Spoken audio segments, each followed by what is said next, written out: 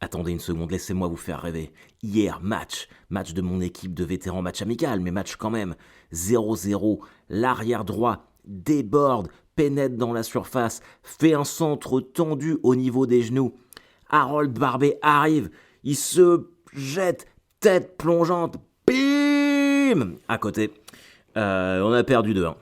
Bonjour à toutes et à tous et bienvenue dans ce point du lundi matin. Nous sommes le lundi 9 janvier. Hola, comment estás, everyone? Faut que j'arrête avec ça. Je m'étais dit, ça faisait partie de mes résolutions. Arrêter de faire des introductions mi-espagnol, mi-anglais. C'est vraiment nul. J'espère que vous allez bien, que tout le monde est en forme pour ce nouveau micro-chapitre de nos vies. Cette nouvelle semaine qui s'entame. Puisse-t-elle être bénéfique, productive et enthousiasmante? Je sais qu'on avait dit qu'on ferait l'anniversaire du 100e épisode du Point du lundi matin. Et croyez-moi, j'étais à fond. J'ai regardé tout ça, qu'est-ce qu'on va faire? Et en vrai, si vous voulez, quand je poste l'épisode sur un logiciel qui s'appelle Acast, ça me donne le nombre d'épisodes postés. Donc moi j'ai regardé, la semaine dernière, on était à 99. Sauf que dans les 99, il n'y a pas que des points du lundi matin. Il y a aussi des pauvres casts avec Fred et des 21 grammes. Mon podcast sur la mort que j'ai un peu mis de côté d'ailleurs. Il faudrait peut-être que je me repenche là-dessus. Enfin bref, du coup on est à 92 en vrai. On a le temps. Donc dans 8 semaines, on pourra faire le 100e épisode. Oui, je sais. Bien sûr, vous êtes déçus, c'est normal. Un anniversaire comme ça, c'est très important. Très important pour vous, pour moi, pour tout le monde, pour la planète. Mais bon, ne vous inquiétez pas. Comme ça, en même temps, ça va me laisser un peu plus de temps pour essayer de faire un truc cool. Probablement, peut-être J'avais prévu de le faire en vidéo, vu que c'était le 100e. Mais je n'aurais pas gâché la surprise. Et ce qui est marrant, c'est qu'en préparant ce qui pouvait être le 100e épisode, mais qui ne l'est pas, je le rappelle, j'écoutais le premier. Et alors déjà, j'avais commencé, on n'était pas encore dans la maison, on était dans l'appartement. J'avais un bien meilleur son, parce que je l'enregistrais dans la chambre de Lauriane. Et puis bon, c'est vrai qu'on habitait dans un HLM tout neuf, du coup tout était super bien isolé. Quand j'écoute le premier épisode, alors que c'est le même matos, c'est exactement la même chose, ça résonne quand même vachement moins que ici dans mon bureau sous les combles. Mais en même temps, je vous cache pas que je suis quand même vachement mieux ici. Donc, à un moment, j'avais pensé mettre... parce que là, je reprends un petit peu les voice-overs. Là. Je refais un petit peu de doublage, d'enregistrement audio. Et c'est vrai que le son est quand même moins qualitatif qu'avant. Et j'avais envie de mettre des panneaux phoniques isolants. Vous savez, des trucs en mousse, moitié pyramidal. Mettre ça sur le mur pour que ça isole. Le problème... je raconte ma vie, mais en même temps, je suis un peu là pour ça. Le problème, c'est que là, mon bureau, c'est la future chambre de Lauriane. J'ai la même chose, j'ai la même pièce de l'autre côté de la maison, sauf que le sol n'a pas été fini.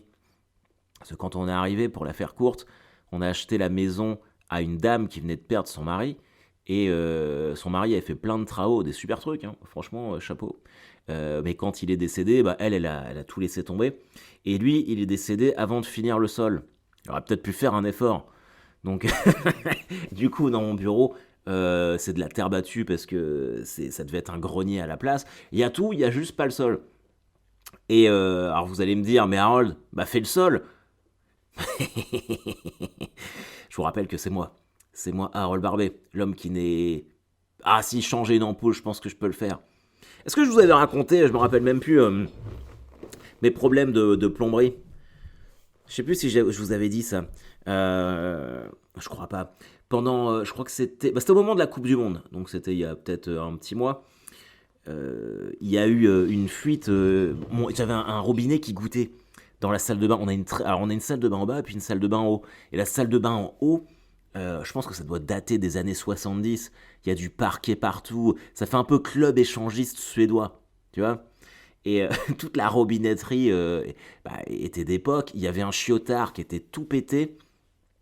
Là, par exemple, le siège n'était pas de la même couleur. C'était un truc bleu. Vous voyez les vieux trucs bleus Porsche ou Jacob Delafont, je sais pas.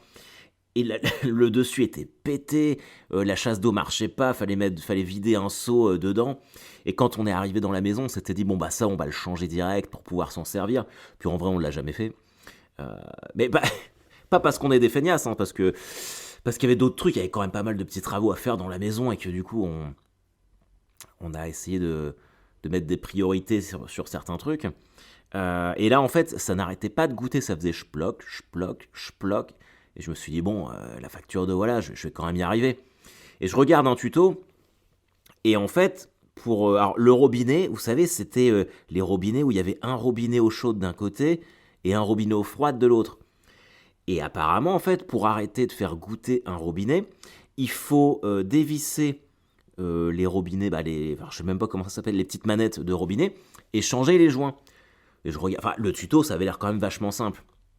Je me dis, bon, je peux quand même le faire. Alors, je dévisse les petites manettes. Bon, ça, j'y arrive. Je vais acheter des joints. Je me rends compte que c'est pas les bons joints parce que j'ai pas pris la taille avant de partir. Grand classique Harold. Je retourne changer les joints. Et après, en fait, c'était tellement rouillé que j'ai forcé comme un ouf pour dévisser la valve. Et en fait, ça a empiré, ça a commencé à fuir en dessous. Du coup, je me suis dit, bon, en fait, les robinets, c'est de la merde, c'est vieux, je vais changer le robinet direct.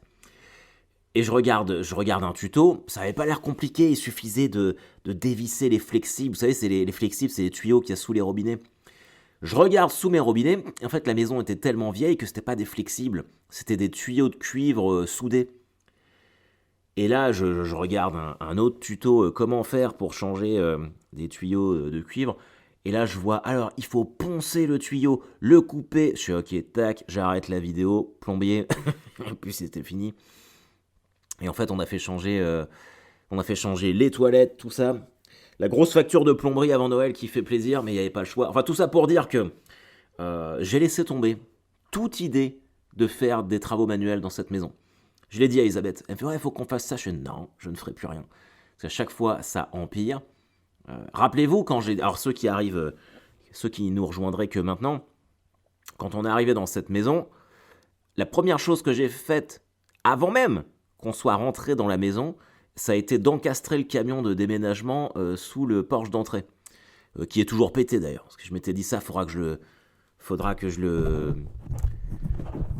répare. Et en fait, je l'ai jamais fait.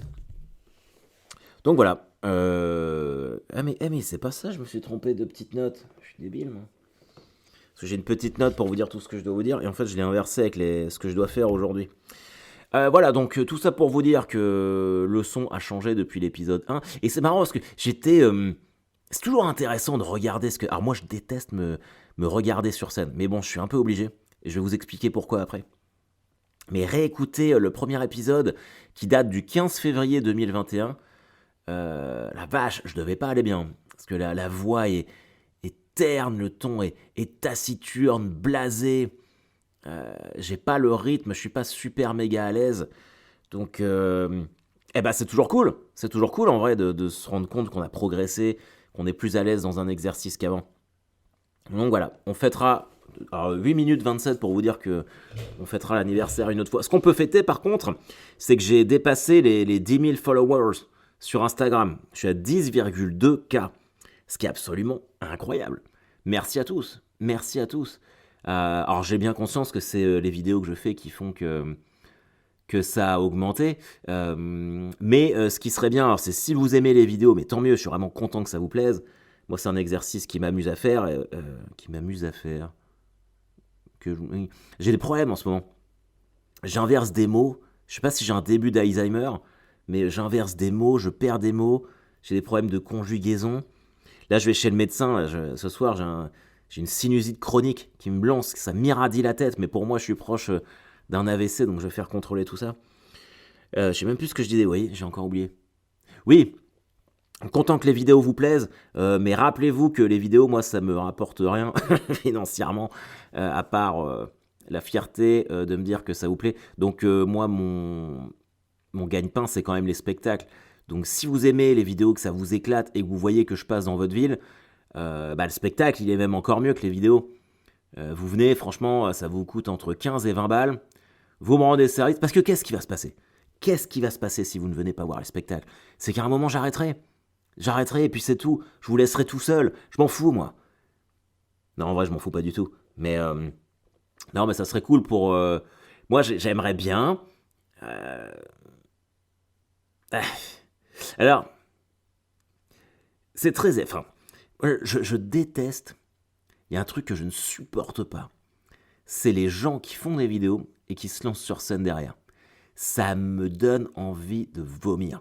Genre, ils font des vidéos qu'on aime ou qu'on n'aime pas, c'est pas ça le problème. Ils ont des milliers de followers, machin truc. Là, j'en connais, mais je peux pas, je peux pas dropper les noms. Et puis, ils se disent, oh bah tiens, bah, je vais me lancer sur scène. Et direct, ils font un spectacle, ils font complet partout. Alors que leur spectacle, bah, c'est de la merde. Ça peut être que de la merde. C'est pas de la méchanceté, c'est juste que on s'improvise pas humoriste. C'est des années d'expérience, c'est des années. Je dis pas que je suis le meilleur, loin de ça, loin de là. Mais c'est des années d'expérience, être à l'aise sur scène, écrire des blagues. Donc là, ils vont avec des textes qui sont même pas les leurs. Et ça m'énerve parce que c'est biaisé. Et ils font déjà des trucs. Oui, j'ai la haine, bien sûr que je suis dégoûté, évidemment. Ça me dégoûte. Ça me dégoûte de voir. Alors moi, c'est l'inverse, hein, attention. Moi, je suis humoriste. Et je fais des vidéos parce que j'ai pas le choix et que je vois que c'est ça qui aide à remplir. Moi, pendant longtemps, je voulais pas faire de vidéos. Je voulais pas faire de vidéos parce que je me disais, je vais pas me rabaisser à ça. Mais en vrai, il y a un moment où quand les médias parlent pas trop de toi, et encore, je suis pas le pire hein, là-dessus. Moi, j'ai quand même 2-3 trucs. Mais quand on parle pas de toi, bah, faut bien que tu fasses ton auto-promo tout seul. Et force est de constater que bah, les vidéos, ça fait quand même parler de toi. Mais bah, j'espère, parce que les médias... Admettons, je continue à faire des vidéos. Et ça fonctionne très bien, machin truc, ça continue de grimper. Ça me ferait vraiment chier que dans certaines interviews, ils font « Alors ça y est, après vos vidéos, vous vous lancez sur scène ou je sais pas quoi. » Gommant au passage, mais quelques années de carrière. Bon, je pense pas que ça arrive. Ou alors ça serait vraiment que les journalistes sont mauvais. Mais ils sont quand même pas très forts pour la plupart d'entre eux. Moi, c'est fou, chaque interview que j'ai fait, c'est tout le temps les mêmes questions. Tout le temps. Alors, le croque-mort devenu humoriste? Alors qu'ils prennent le problème à l'envers, c'est pareil. Et c'est pour ça que j'ai peur que les vidéos, ça fasse pareil un jour. Parce qu'à la base, j'étais pas croque-mort et qui est devenu humoriste. J'étais humoriste. Et comme j'avais pas assez de dates et qu'il me fallait un emploi un peu flexible, j'ai fait des piges en tant que croque-mort. C'est ça la vraie histoire. Et encore, ça a duré 2 ans. Et ça fait presque 5 ans que je le fais plus. Il est temps de tourner la page un petit peu. C'est aussi pour ça que moi je change de spectacle, en fait, que j'en écris un autre. Non pas que j'aime pas jouer Deadline, j'adore le faire, ça marche très bien, c'est très cool. Mais en fait, c'est ça. C'est ça, moi je... je connais plein d'humoristes qui marchent à... L'appât du gain, c'est l'argent. Ils veulent faire du pognon, machin truc. Et c'est très bien, moi je critique pas ça du tout. Moi je marche pas comme ça. Moi c'est la reconnaissance. Moi je veux atteindre un niveau. Je veux m'améliorer et avoir la reconnaissance. Que les gens disent, ah ouais, c'est vraiment marrant, c'est vraiment fort, il y a beaucoup de travail, machin truc. C'est ça que je cherche. Et ça m'énerve maintenant quand on réduit mon travail au croque-mort devenu humoriste, alors qu'encore une fois c'est l'inverse, et puis que ça date d'il y a longtemps quoi. Et encore une fois, ceux qui ont vu Deadline, autant dans Sous Pression, spectacle que j'avais avant, que je jouais aux 3 bornes à l'époque où je faisais les premières parties de Blanche Gardin, c'était à peu près les 3 quarts du spectacle. Mais là, franchement, si j'en parle 8 minutes dans Deadline, et dans le prochain j'en parle pas du tout. Mais on vient quand même... Mais le truc, c'est que c'est même pas un argument de vente. Ça n'a jamais fonctionné. Ça n'a jamais fonctionné. À l'époque où j'étais produit, c'était le gros débat que j'avais avec la prod. Ils voulaient absolument qu'on mise tout là-dessus. Ouais, l'humoriste croque-mort, machin truc. Ça n'a jamais fonctionné. C'est pas vendeur. Ou alors ça l'est, mais il faut aller vraiment à fond dans le truc. Et je me souviens que la prod que j'avais, ils voulaient que je laisse tomber... le côté stand-up, que ça soit un truc micro-casque comme Britney Spears, et que j'arrive habillé en croque-mort sur scène avec pourquoi pas un cercueil à côté de moi. C'était ça l'idée de base. Mais bien sûr que non. Hors de question. Hors de question. Et je me rappelle qu'à l'époque, j'osais rien dire. Parce que j'avais peur de perdre ma prod. Mais ça, par contre, j'avais quand même dit que c'était pas possible. Et au final, j'ai quand même perdu la prod. Enfin, j'ai perdu. On a arrêté. Et en fait, quand tu vois les idées qui étaient balancées, il fallait mieux qu'on s'arrête. Même si je suis quand même reconnaissant parce que elles m'ont beaucoup aidé et qu'elles m'ont aidé à me professionnaliser. Mais voilà. Je sais même pas pourquoi je disais ça. Ah oui, je parlais des 10 000 followers sur Instagram. Mais voilà, bah on continue. En parlant de date, donc je serai à Lille le 20 janvier. C'est un vendredi soir. Donc vous n'avez pas le choix. Vous n'avez pas le choix. Vous venez et puis c'est tout. Vous venez. Alors je vous préviens, je reste à la fin. Je reste à la fin, bien évidemment, pour tailler le bout de gras avec vous. Mais je suis encore dans mon dry January. Donc c'est pas la peine de me payer des bières. Je ne pourrais pas les prendre. D'ailleurs, franchement, c'est de plus en plus facile. Hein. Et là, je me fais mon défi de 100 jours. Donc on verra comment ça va se passer. Mais pardon, parce que j'avais envie de rôter, mais je me suis dit que j'allais éviter de vous rôter dans les oreilles. Donc voilà, 20 janvier à Lille et mercredi je suis à Auray pour le Paris Comedy Club. Je vais venir continuer de tester des trucs et ça va être chouette. La semaine dernière, j'ai fait les premières parties de C-League le mardi et le mercredi à Caen au Théâtre à l'Ouest. Il venait rôder son nouveau spectacle, du coup je suis venu rôder moi aussi en première partie mes trucs. J'ai pris une leçon, les amis. J'ai pris une leçon. Je l'ai déjà dit plein de fois. Moi, il y a des mecs comme ça, comme Selig, Verino. Ils n'ont quasiment pas de médiatisation. Alors Verino, peut-être un peu plus probablement. Ils remplissent partout où ils vont et le niveau. Mais Selig, alors franchement, pour moi, c'est presque du stand-up. Alors, il me disait qu'il en avait parlé avec Shirley Soignon et qu'elle lui avait dit que c'était le stand-up à papa. c'est un daron qui raconte ses histoires, mais en mode stand-up. Et c'est exactement ça. Je pense qu'elle a vraiment si. Alors, lui, il tourne partout. Hein. Allez le voir. Moi, j'étais. Mais ça m'a fait marrer. C'est vraiment extrêmement drôle. Et l'art de la punchline, c'est de la punchline, de la comparaison sans cesse. Et vraiment, j'ai vu une rockstar. J'ai quasiment vu tous les humoristes de France jouer devant moi. Je n'ai jamais vu un ou une humoriste avec un public aussi dédié. Même à l'époque où j'étais avec Blanche et que c'était la folie, qu'on tournait partout, parce que, évidemment, elle remplissait toutes les salles, mais c'est parce que c'était le phénomène Blanche. Là, le gars, il est sur 30 ans de carrière. On a vu des gens à la fin, ils n'ont pas raté un seul de ces spectacles depuis 30 ans. C'est un truc de fou. Et alors en fait, dans ces spectacles, il y a toujours un moment dans ces spectacles où il parle de sa sœur et de son beau-frère Bernard. Alors on en pense ce qu'on veut, on aime ou on n'aime pas, mais au moment où il commence à amorcer ça, il est en mode, par exemple, oui, souvent dans mon spectacle, il faut que je vous parle de ma sœur et de mon beau-frère Bernard. Les gens applaudissent comme des dingues. C'est une rockstar. Il arrête son spectacle, il remercie le public, il part. Il y a un noir, les gens standing ovation, il revient. Et en fait, il fait toujours un rappel de son spectacle avec le meilleur sketch du spectacle d'avant. Et donc là, c'est l'épisode 6. Et sur l'épisode 5, le meilleur sketch, c'était l'autoroute. Il arrive, il dit oui, donc il explique ça, il fait bah moi j'aime bien finir mes spectacles en faisant un rappel du meilleur sketch, et là j'ai envie de vous parler de l'autoroute. Les gens comme des dingues, je n'ai jamais vu ça, À la fin des spectacles, il a un stand de goodies, avec des t-shirts, des DVD, les livres qu'il écrit, mais les gens se jettent dessus. Franchement, c'est un truc de fou. C'est un truc de ma boule.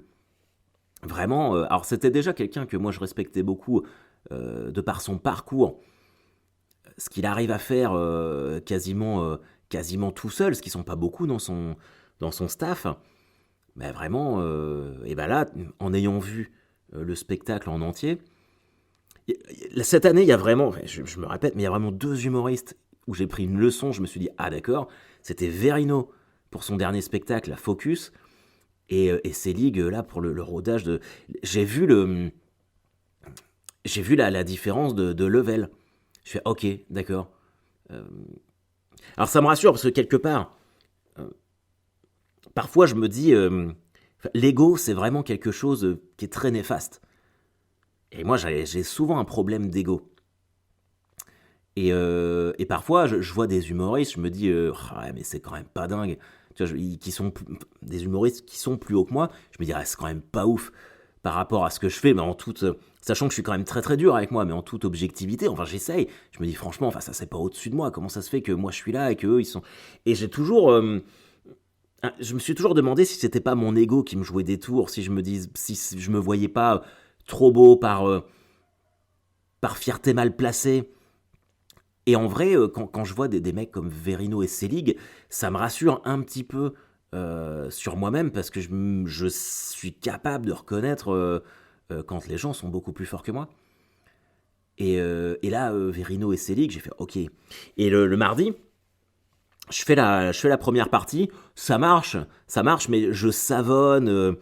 Alors c'est vrai que c'était la reprise après les vacances, mais eh ben, il y a un autre truc, après j'en ai parlé, et lui, enfin tout le monde avait été content, personne n'avait remarqué que j'avais savonné à part moi, et je lui ai dit, je fais, ah mais j'ai savonné, enfin toi tu savonnes pas et tout. Il fait, bah ouais, mais t'as répété combien de fois aujourd'hui? Et alors, c'est là où c'est très embarrassant, moi je ne répète jamais.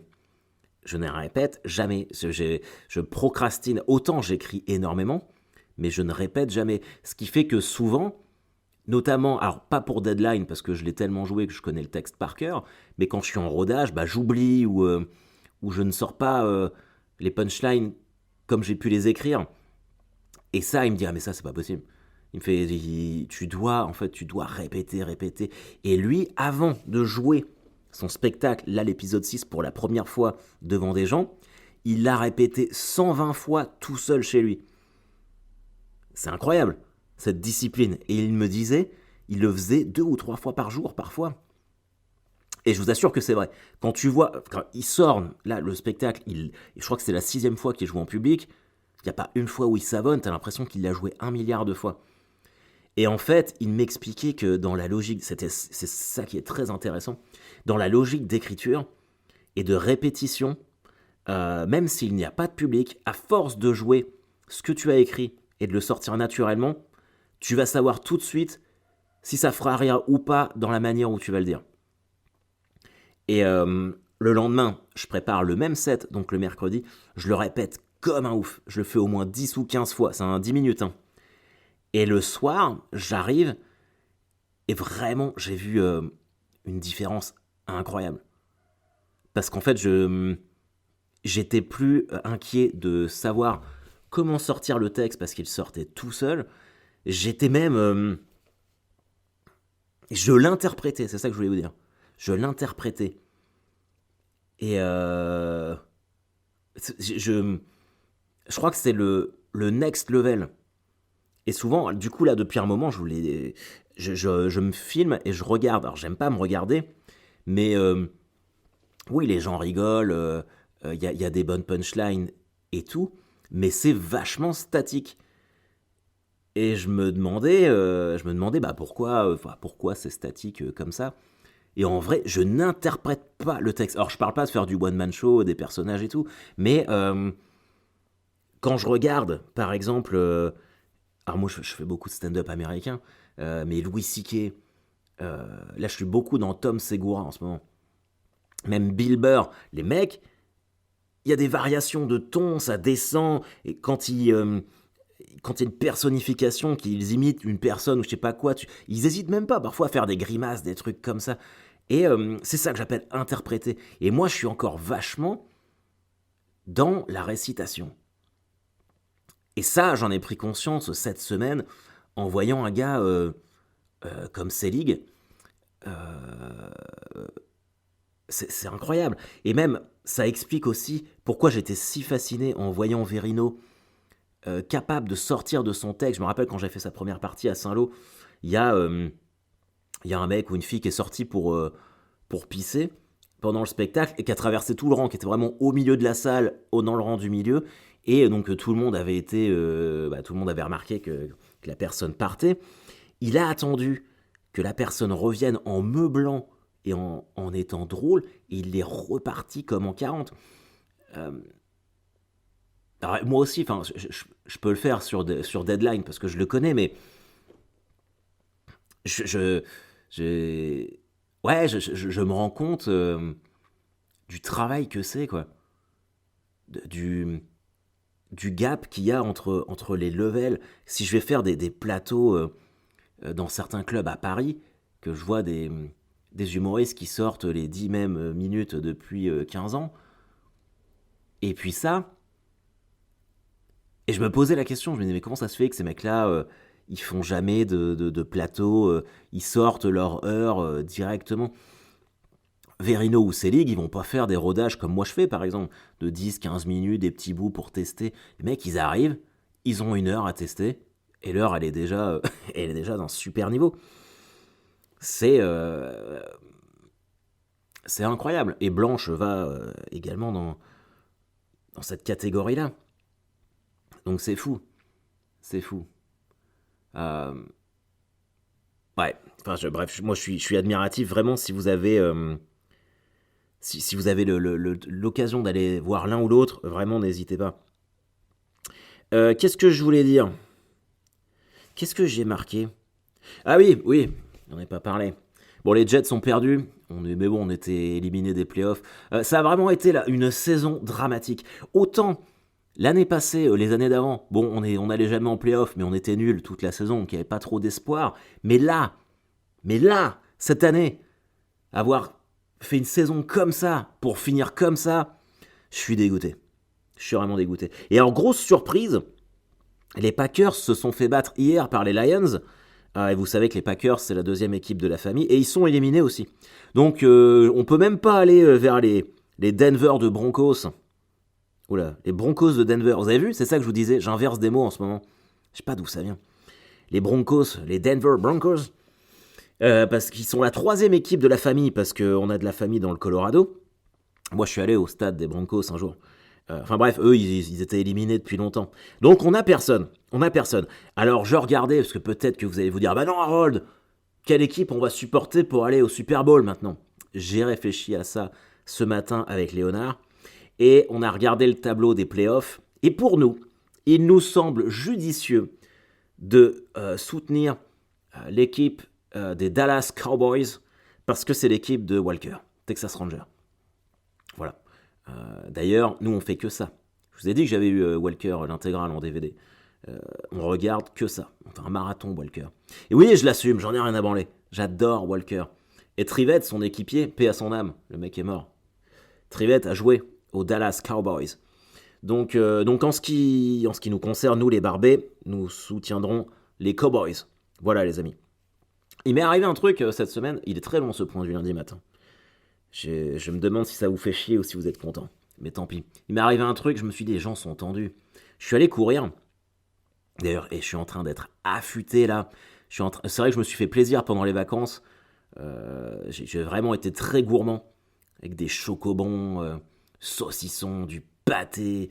J'ai un peu bouffé n'importe quoi, donc il fallait que je brûle des calories. Là, je fais du sport tous les jours. Et la semaine dernière, je vais courir. Et je reviens, je suis vraiment à 500 mètres de chez moi. Et je croise un berger allemand en liberté. Alors moi, j'ai peur des chiens. J'ai peur des chiens. Depuis que je suis petit, je me suis fait mordre par un petit chien blanc. Depuis, j'ai peur des chiens. Du coup, je vois le berger allemand, je m'arrête. Là, je suis en panique et c'est bizarre. J'ai fait ce truc comme quand je croise des groupes où j'ai peur de me faire attaquer. Je sors mon portable et je fais style d'en avoir rien à foutre et de regarder mes mails, sauf que c'est un chien. Tu vois. Et le chien repart et moi, je vais dans le sens inverse. Et j'ai peur d'aller vers chez moi. Du coup, je me dis merde, j'appelle Elisabeth pour savoir si elle est à la maison, si elle peut passer me prendre. Oui, oui, je suis une vraie toutoune. J'avais peur de recroiser le chien, même s'il m'a rien fait, mais j'ai trop les boules. Et je croise il y a une bagnole qui arrive au loin, donc je leur fais des signes, sachant que je suis en tenue de running, hein, je suis tout transpirant et tout, donc ils s'arrêtent à ma hauteur. Hein. J'allais dire des vieux, mais je pense qu'ils ont l'âge de mes parents. Donc 70 ans, ouais, 70 ans, c'est vieux. Ils ouvrent la fenêtre, c'était la dame qui conduisait, et puis le mec qui était à côté. Et je leur explique, je fais, excusez-moi, il y a un gros... Je grossis un peu le trait. Je fais, il y a un gros berger allemand qui a essayé de me mordre là-bas. Est-ce que ça vous dérange de me déposer? J'habite à 500 mètres. Et ils se regardent et la femme, elle fait, ah, je préfère pas. Puis là, elle accélère comme une ouf. Et je suis, bah merde. Et en fait, je leur ai fait peur. Du coup, au début, je te dis, putain, bande de connards et tout. Et en vrai, évidemment qu'ils ont eu raison. J'aurais dit à mes parents de faire la même chose. Parce que je comprenais pas, parce que, enfin, moi, je suis un enfant. Je sais pas si vous avez vu, mais je fais le poudlard dans Lego. Enfin, je regarde des dessins animés. Mais c'est vrai que je me suis dit, de l'extérieur, les gens qui me connaissent pas, je fais 1m80, j'ai une barbe d'1 mètre de long, je suis plutôt costaud, j'ai le crâne rasé. Évidemment que ça leur a fait peur. Et évidemment qu'il ne faut pas que tu laisses les gens monter à l'arrière de ta voiture sans les connaître. Donc voilà, au début j'étais parti sur un... Parce que du coup je suis rentré à pied, j'ai bravé le danger, j'ai jamais recroisé le chien. Et j'étais parti sur l'écriture d'un texte, putain les gens sont tendus. Mais bon les gens sont quand même tendus. Mais du coup je mettrai pas cette histoire de personnes qui ne m'ont pas ramené parce que évidemment qu'ils ont eu raison de ne pas le faire. Voilà les amis, c'était ma petite histoire du jour. Désolé pour le faux anniversaire, mais on le refera. Il n'y a aucun problème avec ça.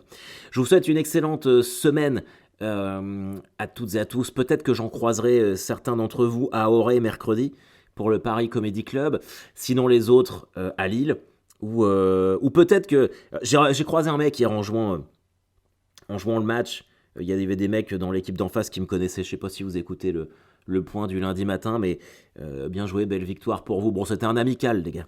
D'ailleurs, on a joué sur du synthétique. Bah, j'ai les genoux explosés. Mais bon, c'est un autre débat.